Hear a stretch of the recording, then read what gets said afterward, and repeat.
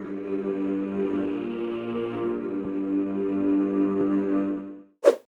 it. Saludos formas de vida consciente. En este video exploraremos los objetos primitivos de Blender y el manejo básico del texto 3D para todos aquellos que se estén adentrando en el mundo del modeling. No olviden presionar like, suscribirse y activar las notificaciones.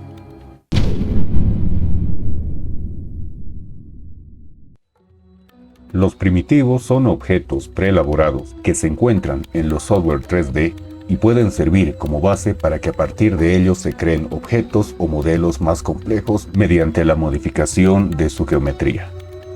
Para acceder a ellos simplemente debemos presionar Shift-A, seleccionar la opción Mesh y tendremos una lista de todos los primitivos que vienen en Blender.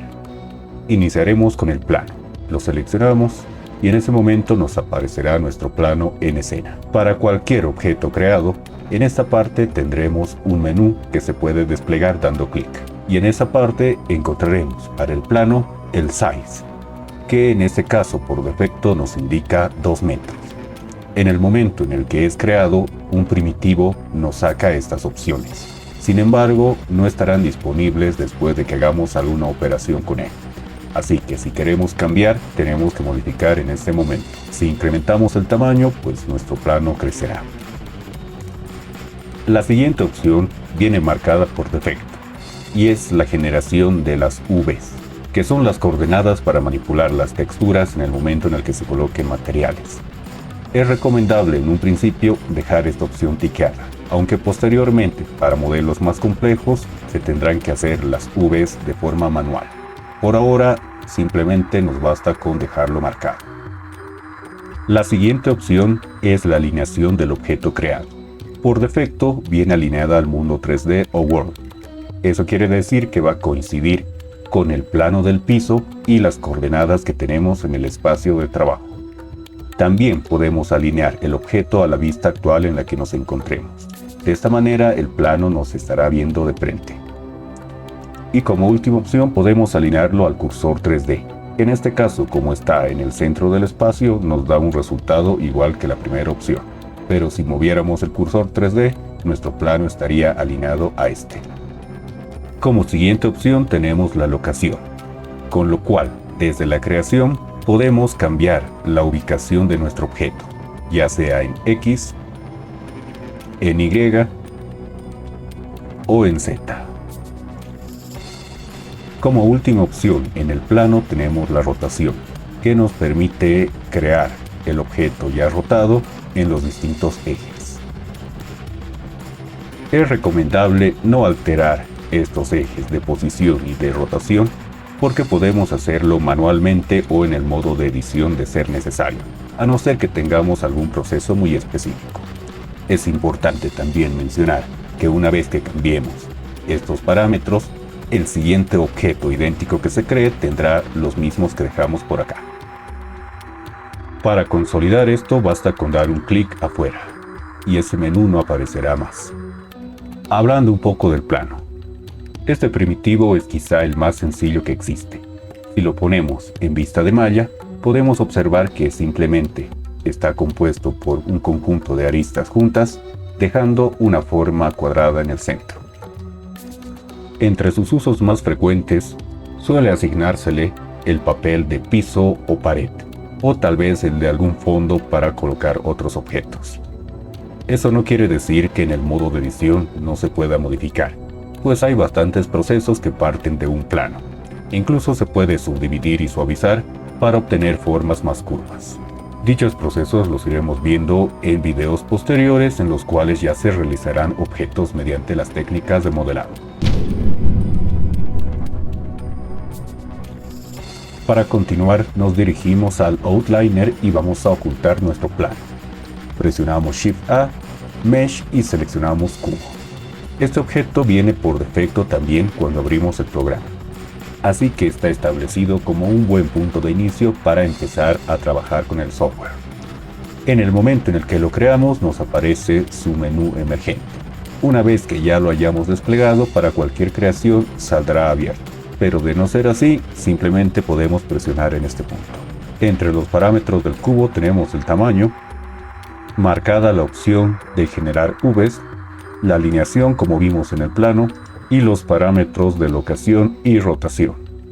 Algunos primitivos coinciden en sus parámetros de creación.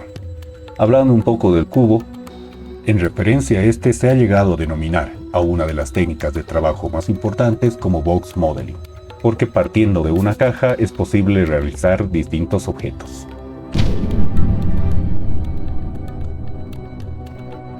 Ocultamos nuestro cubo, Shift A, Mesh y seleccionamos Circle. Esto nos permitirá crear un círculo hecho de malla. Como podemos observar, el círculo está hueco.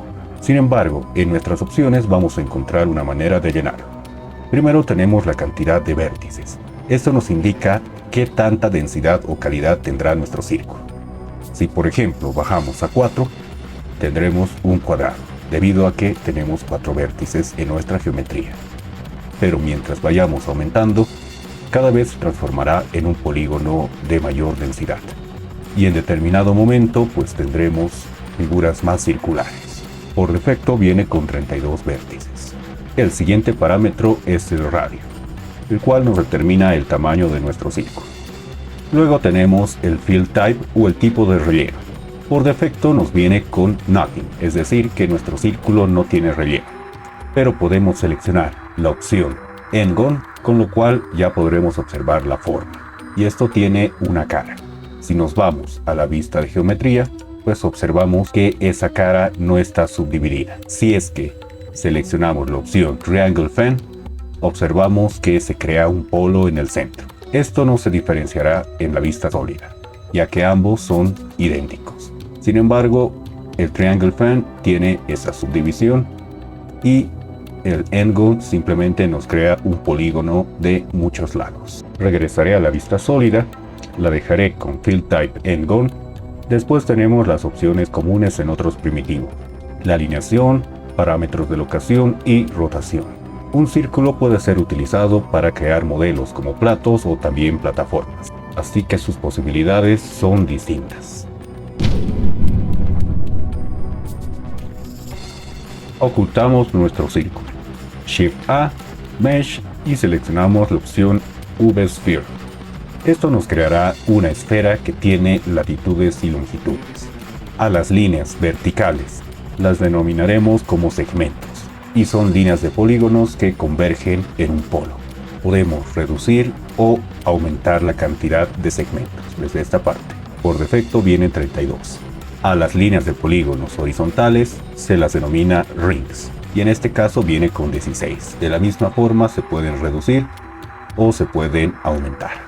El radio viene a ser el tamaño que representa nuestra esfera.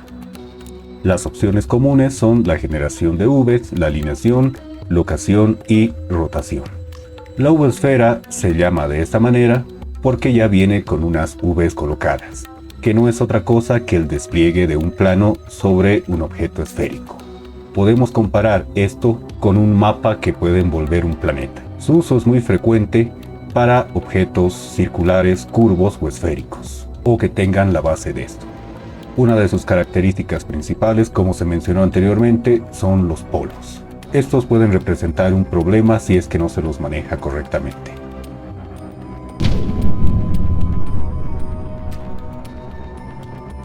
Ocultamos nuestra esfera, Shift A, Mesh y seleccionamos la opción Icoesfera. Esto nos creará una esfera alternativa que tiene todas sus caras regulares.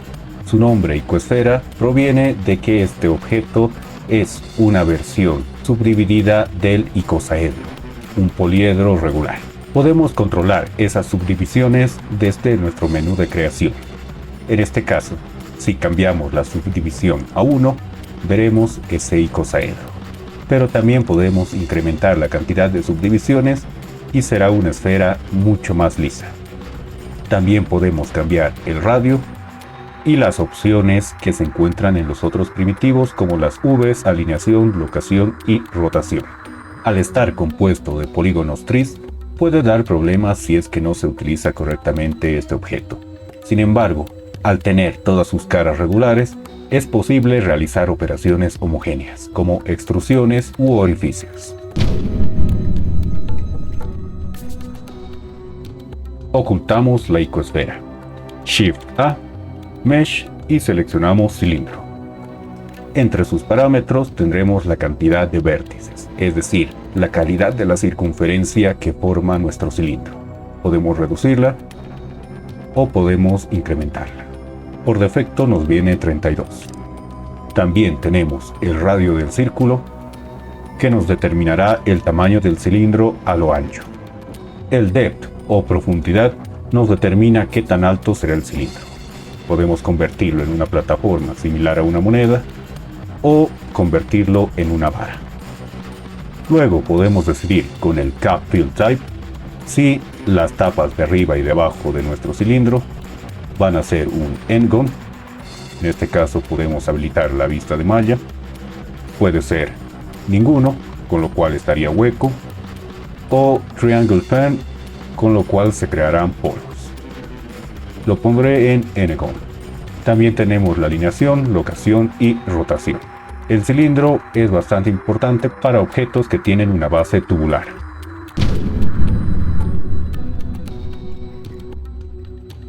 Ocultamos nuestro cilindro, Shift A, Mesh y creamos un cone. Por defecto, esto nos crea un cono con la punta cerrada. Entre las opciones de creación, podemos cambiar la cantidad de vértices para incrementar la calidad del cono.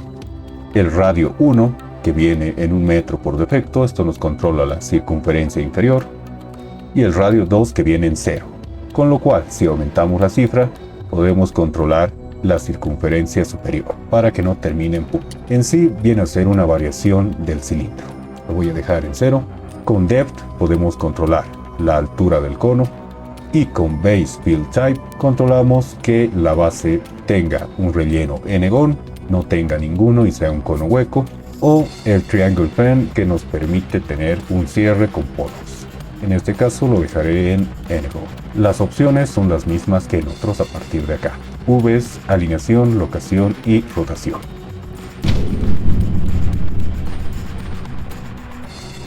Ocultamos nuestro cono, Shift A, Mesh y seleccionamos la opción Torus. Esto nos creará un toroide o dona en nuestro espacio de trabajo. Entre los parámetros podemos encontrar el Operator Presets, donde podemos añadir configuraciones de esta parte y guardarlas para crear futuros toros. Luego tenemos la cantidad de segmentos mayor. En este caso podemos incrementar esa cantidad para darle menor o mayor calidad a nuestro toroide. Por defecto viene en 48. Los segmentos menores se refiere a la cantidad de polígonos que tendremos en los laterales. Por defecto está en 12. El modo de dimensión viene en mayor a menor, aunque también podemos cambiarlo en exterior o interior. Esto simplemente nos afectará la manera como controlaremos el círculo interno y externo de nuestro toroide. En radio mayor tenemos 1 metro. Si incrementamos, nuestro toroide será más amplio. En radio menor controlamos qué tan grueso será nuestro toroide. En palabras simples, el radio mayor se refiere a esta circunferencia y el radio menor se refiere a la circunferencia de grosor. Luego tenemos las opciones comunes, que son las Vs, alineación, locación y rotación.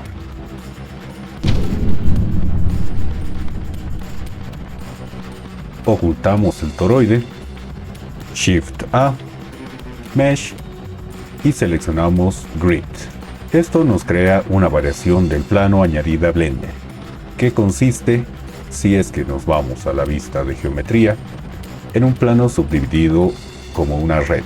Esto nos puede acortar el camino del trabajo con un plano simple. Entre las opciones tenemos las subdivisiones en X, las subdivisiones en Y, el tamaño y las opciones comunes en otros primitivos como Vs, alineación, locación y rotación. En una vista sólida no es posible diferenciar esta red de un plano.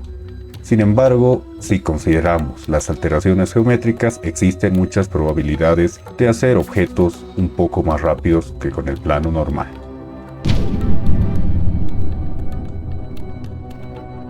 Ocultamos nuestra red, Shift A, Mesh y seleccionamos la opción Monkey.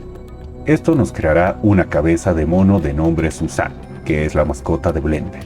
Es similar a los objetos de muestra de otros programas como teteras o conejos, y sirve como referencia para probar ciertos procesos 3D. Podemos cambiar el tamaño de nuestro mono desde esta parte. Y también tiene las opciones comunes como alineación, locación y rotación.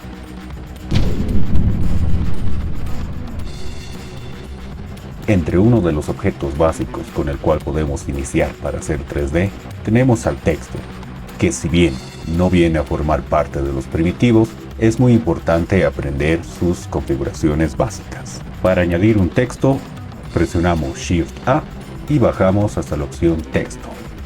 Esto nos creará un texto de muestra en el centro de nuestro espacio 3D.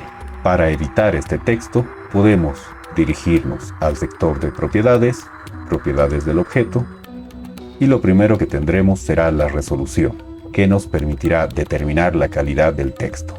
Por defecto nos viene en 12, aunque podemos reducirla. Luego tenemos la unidad de render.